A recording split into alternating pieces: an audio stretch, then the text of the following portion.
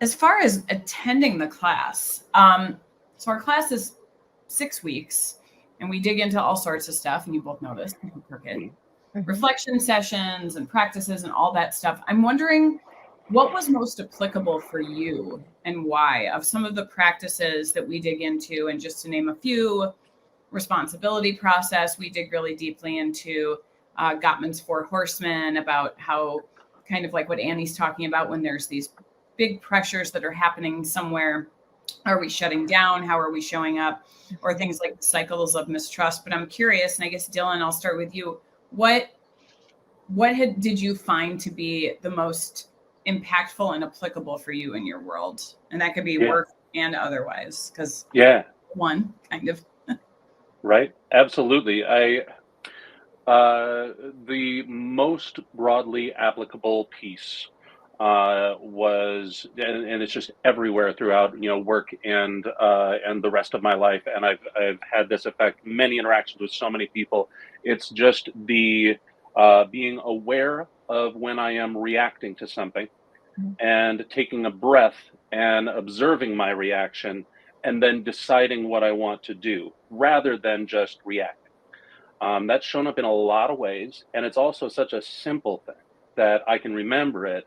And I've talked to a couple other people when they've been struggling with some things. And again, it's that simple thing that you can actually remember. So that's huge. And it's such a small thing and such a simple thing and but it makes a huge difference, having thought about that and put that to work. That was really big. And I think that what I'm finding is, and this is what I love about, the course and how we did it and everything, the interactions where we all dug in and really kind of, were able to feel what each one of these tools would do. And now with those mural boards and everything, I have the whole toolkit sitting there. So I go back and check in on it because I can't remember all of it. But I'm finding that eventually there will be the right time for each one of these tools.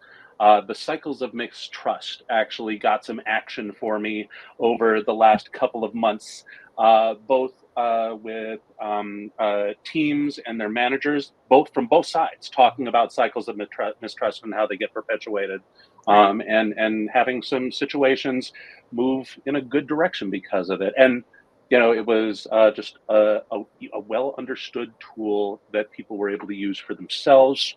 And then the other one that was really sticking out to me is is meant, said, heard, understood.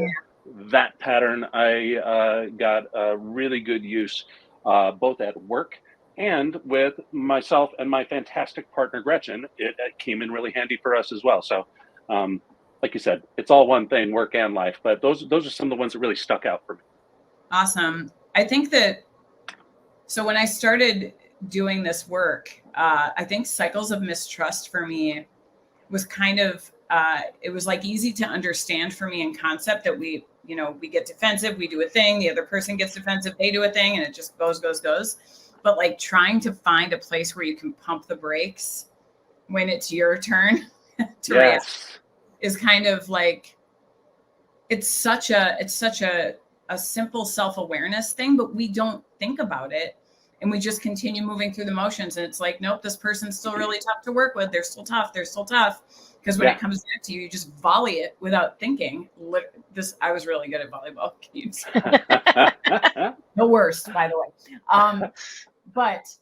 I think it's awesome that you've been able to take those things and apply it in real time, especially when you can observe it happening outside of you, and just kind of give an invitation for folks to maybe explore.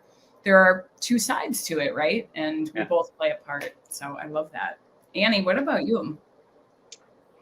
Dylan, I'm so glad you reminded me about the take the breath. You're having the feeling, take the breath before you react, because I think to kind of piggyback off of that, I know it's in there somewhere.